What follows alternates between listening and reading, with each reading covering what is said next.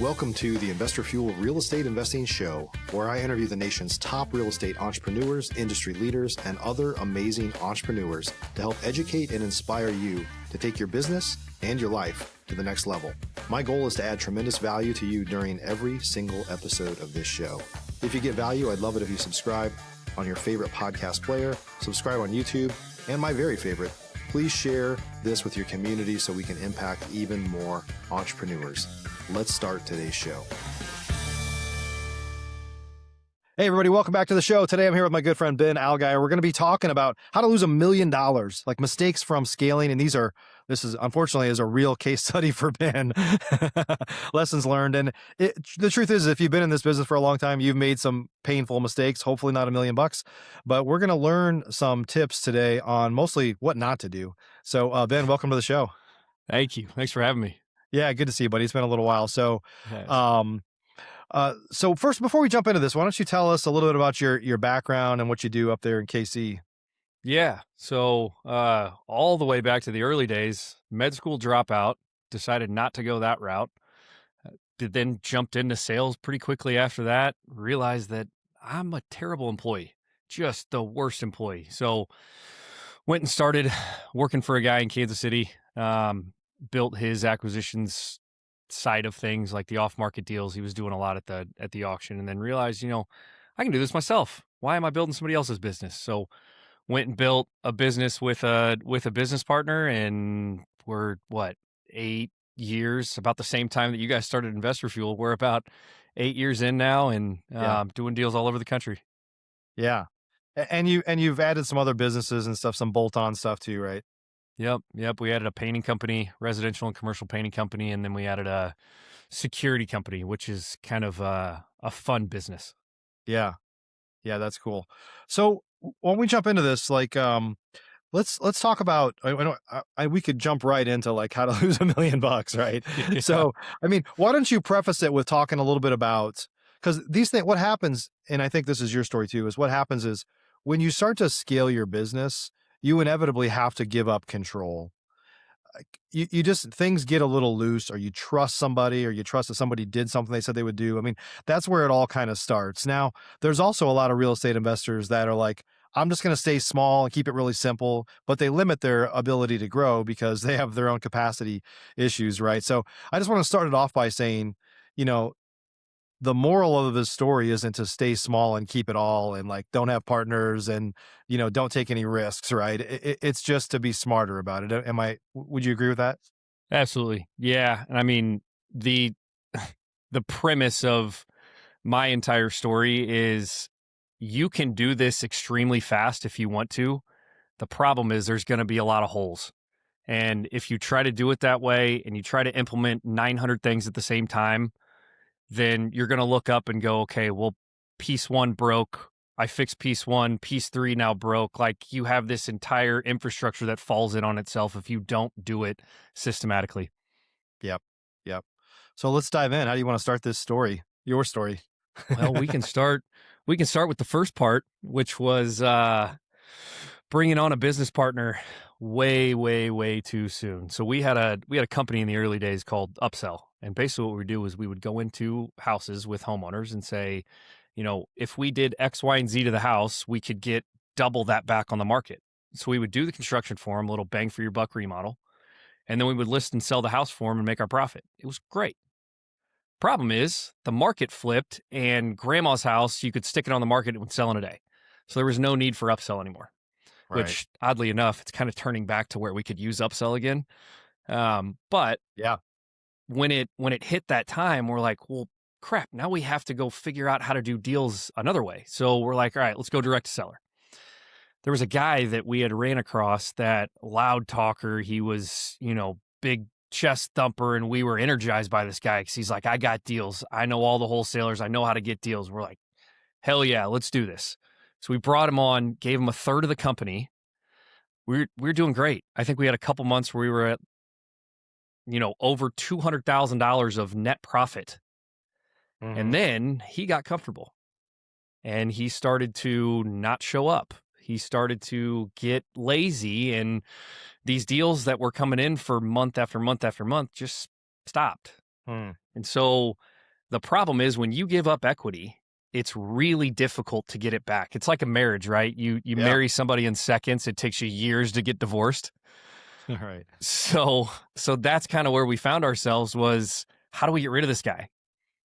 And the only clean way to do it, because we didn't have a really good operating agreement that outlined exactly what happens, which that's point number one, have a really freaking good operating agreement. But we could have easily just given him profit share versus giving him equity. If we would have given him profit share, it would have been a heck of a lot easier to get rid of him. So Yeah. it turned into this massive legal battle. $250,000 later, we were finally separated. Yep. And one thing I want to clarify here is you keep saying we, so you do have a partnership. You brought in a third partner, right? And so Correct. Yeah. let's talk about like, and I've seen, just in my role and everything I've done, I kind of coaching, advising, counseling, like thousands of real estate investors over the years. I've seen a lot of partnerships end badly. I've seen marriages end, right? I mean, it's Yeah. sad, but from the business, like tearing people apart. But I think it is very much like a marriage. Like what I, this is my belief at this point is a lot of it comes back to expectations and communication, Mhm. right? And so what happens, probably the same thing in a marriage. I have a great marriage, so I'm blessed there. Is that but it's work, right? I mean, it's nothing like comes easy. Or I stick my foot in my mouth a lot, so you have to like figure out, okay, Yeah. what do I do when this happens? But it's almost just the expectations of what a partner will do. In my experience, people start off and they're like, hey, we're 50-50 partners, and the rub usually happens when somebody feels like they're doing more than 50% of the work for only Exactly. 50% of the profit, or whatever the percentage is based on, how many partners you have. And then what happens is lack of communication as to like, hey, I don't really like where this is going. And people don't like, they don't nip things in the bud. They wait until it festers and it's so bad that you can't put the genie back in the bottle, right? I mean, Yep. in my experience, is that fair to say? It is, yeah, and with this guy, we were, we were broke because upsell was going so well that we're like, oh my god, we're on top of the world. We're making so much money, and then when that tapered, and we had 3-4 months of damn near nothing, we're like, we got to move fast. So we brought this guy in, and we just kind of thought, he's one of us. We'll figure this out as we go. And as soon as that ended, what Todd and I did, my current partner, the guy that's been with me for this entire journey of entrepreneurship, was we got very clear on expectations of one another and put that in a document. Yeah. So he knows what to expect of me. He holds me accountable and I hold him accountable. And it's very clearly outlined what happens if X, Y, or Z were to happen. Yeah. That's great. So what advice would you give? I mean, there's some lessons learned there, obviously, but if people are thinking about bringing on a partner, what are some tips or some guidance that you would share to kind of do it right, and also to do it in a way to where you maybe ease into it instead of getting slammed together, Yeah, and that's kind of what Todd and I did, right? I mean, we had a whole year and a half of just working together before we actually signed LLC documents. So if there's a way that you can do that and ease into it and, split profits on deals and have just a standard LLC that's like, all right, we're going to buy properties in this LLC and we're going to flip in this LLC. And, when we buy properties to hold, each one of us is just going to take one, the other one's going to take the next one. Yeah. And you don't tie your businesses together in the beginning. If after a year, 2 years, you're like, okay, this is going well, let's join this together. Just have those clearly defined expectations of one another and what were to happen if, hit by the bus theory, number one. And then Yep. what happens if one guy's like, I don't want to do this anymore? What does that dismantlement look like? Yeah. So basically, it's okay to start off as deal partners instead of business partners, like partner on Correct. deals, Yeah. but don't necessarily get legal entities together necessarily. Yeah. Don't get married until you date. Yeah. That's it sounds so simple, like what, but I know. I'm sure you've seen it because you do a lot of coaching too. There's a lot of brand new real estate investors that like form a partnership with somebody and neither one of them have even done a deal yet. It's Exactly. almost like getting married. I'm not here to knock anybody, but it's like two teenagers getting married in high school. It's like you have no idea like what life is like in the real world, That's until exactly you've been right. out there and experienced it a little bit. Yep. That's a good Yeah, point. cool. So, what's the next mistake that you want to talk about? Ooh, the next one was probably the worst one personally. Hmm. So Todd had a friend of 45 years, like long, long, long time friend. And we were growing our businesses. So we had just acquired this painting company. We were in the early stages of acquiring the security company, and we needed an operations guy. This guy hated his W 2, and we needed some help. And he was an operations guy at his W 2. It seemed like a perfect fit, right? So we bring him on, and our mistake was, this is Todd's really good buddy. And I'd known him for like 3 years at this point. This is Todd's really good buddy. It's going to feel awkward if we have him sign an agreement or do like a background check or put some paperwork in place. It's going to feel like we're devaluing the friendship of Todd and this Yeah. guy. So we didn't do any of that. And what ended up happening was the guy had some life things that happened, and we kind of overlooked it for way too long. And then one day it turned into this giant eruption. The guy stormed in, screamed at Todd, told him off, left. And we're like, all right, he's going to cool down and come back. 2 weeks go by. Haven't heard from him. A month goes by. Haven't heard from him. This is a guy that Todd had talked to every single day since he was a little kid. Hadn't heard from him for 2 weeks. So we had to adjust a whole lot of things on our business. And then we're playing in a golf tournament one day. And this is a big, big golf tournament, 3-day tournament.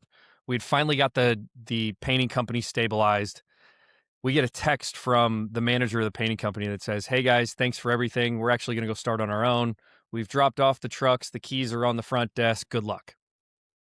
I remember that. So when we went and figured all of this out, from the leads that they had stolen to the equity that we lost in the business because these guys were at a rate that was really good rate for painters, right? But they had plenty of work. So when we figured out that, we're going to have to hire painters and train them and do all of this work to get them onboarded, plus there's going to be a loss of deals that we're able to do, paint jobs that we're able to do because, there's a ton of re-up time to get these guys back to the level that the other guys were on.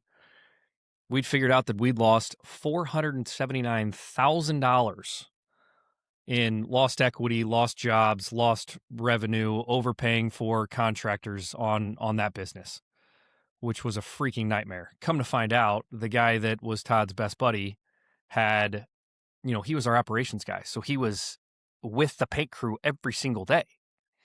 He took the paint crew because he had all of our contracts from when we purchased the company, found a loophole in the contract, used it against us, took the company and went and started his own company.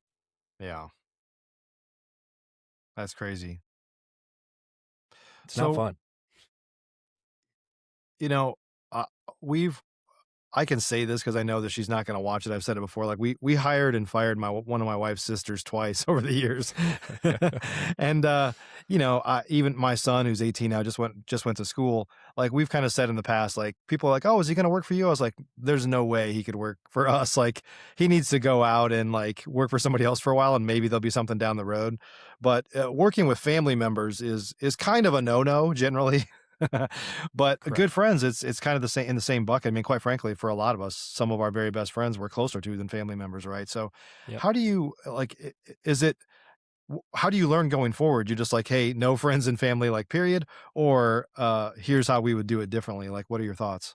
Yeah, if we were to go back and do that all over again, we would definitely have everything outlined. Like, here are your KPIs, here are your daily objectives, here is everything that outlines what happens if we decide that we want to move on from you.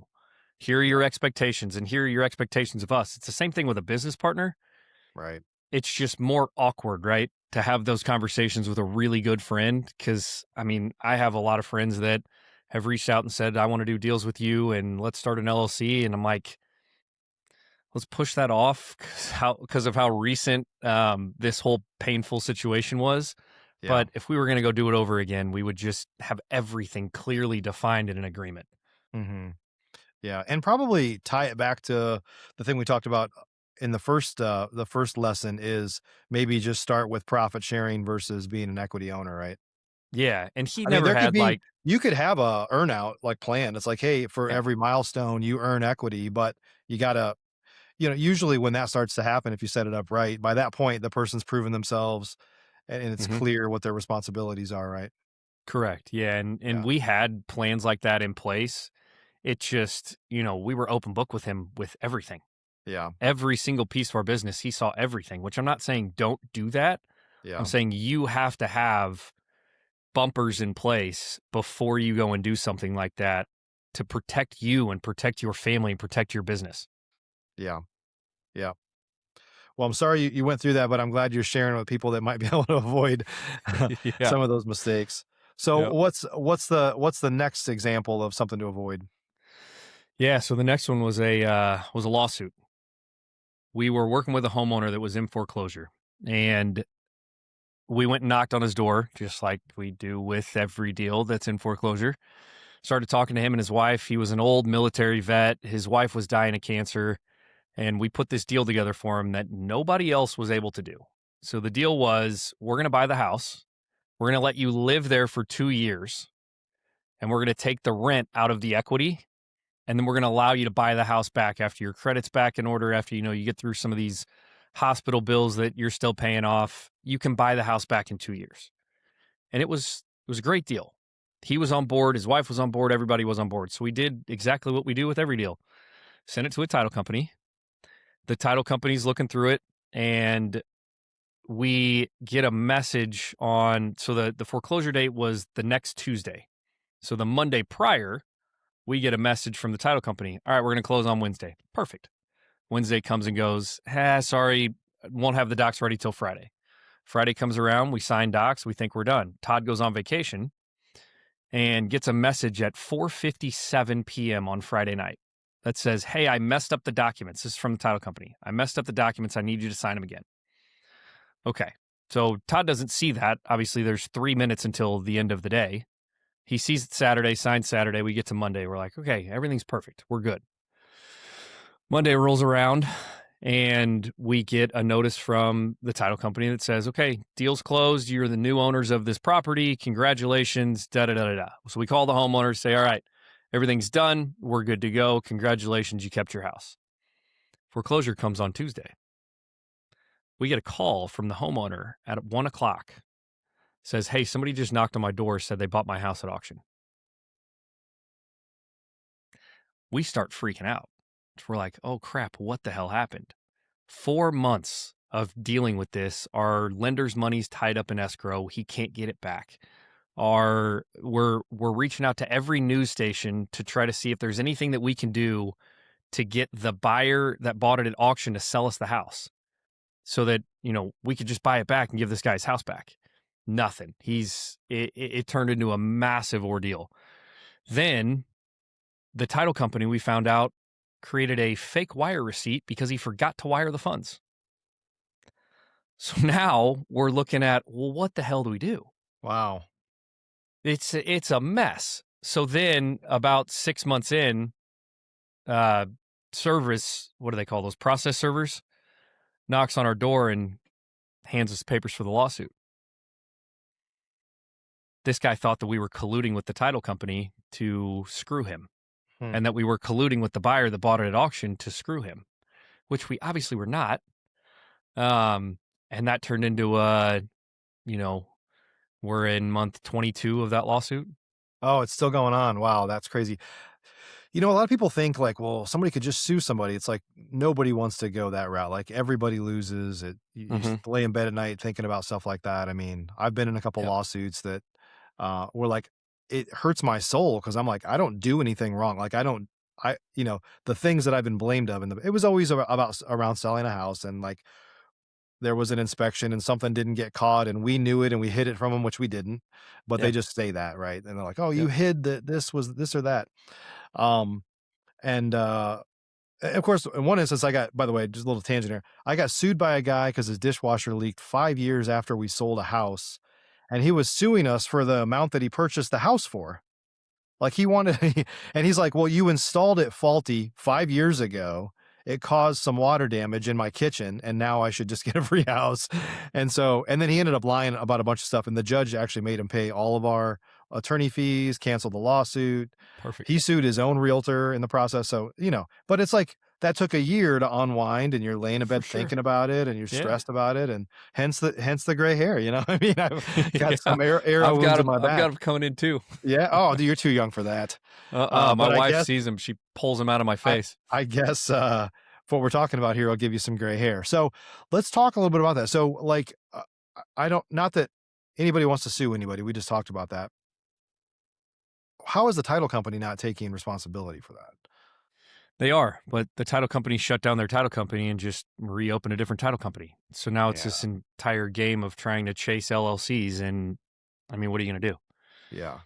So the point of the story, the moral of the story is you can think that you did everything right, but those deals are still your deals. You Right. have to make sure that they get to closing. You have to hold everybody accountable. You've got to make sure that when they text you on Wednesday and say, "Hey, we don't have the documents ready," you're on the phone going, "What do you mean the documents aren't ready? They need to be ready." And Yeah. we just let it go. Yeah. Back to when we first started this conversation, it's like it happens when you're scaling. There's just so many things that are going on. And, what happens is a lot of times stuff is like, this is how it always works. It's easy. It's a smooth process, but there's always a bump in the road that happens. And you just like, it's easy to just assume everybody did what they were supposed to do. Right. But that one You hi- sounds like almost fraudulent from the title company standpoint. it is, but again, Yeah. we still have to pay attorneys to fight it.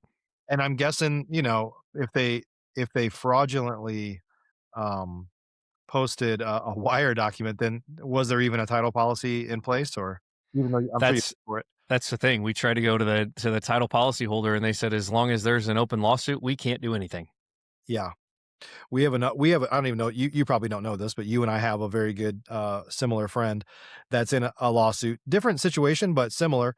He bought it, started rehabbing it, has a hard money loan on it, $50,000 out in rehab, and then somebody comes along and says, "Well, we had a contract to buy that house." And so, they're kind of using their title policies to basically, I mean, not, he wouldn't have a title policy. They're suing them to basically say, we should have gotten this house and you should have bought it.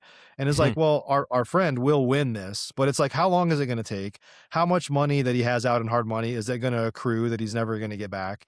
Yeah. And it's just a bunch of expense and a bunch of grief, right? In the process. So, Yeah. and they had a contract to buy it, but it wasn't recorded. And people on Facebook will tell you, well, yeah, they have no right then. It's like, okay, but anybody can sue anybody and pee in Right. your pool, and it causes you a bunch of heartache, right? Exactly. So Yeah. trying to avoid those lawsuits at all costs is it's just making sure you have those checks and balances in place, right? I mean, when you're doing even 5 deals a month, there's a lot of moving parts. Yeah. And if you're not on top of every single part of that, I mean, it's easy to delegate some of those tasks, but the important things, you have to hold ownership of those. Yeah, absolutely. So, anything else you want to talk about in the, like, and if not, like, let's summarize, like, for folks that are listening here, Yeah. like, how to not be scared to scale, because everybody wants to scale and everybody deserves that. Otherwise, you just have a job. But how to kind of do it right. Yeah, so one of the things that Todd and I have really taken a look at over the past year is why do we even want to scale?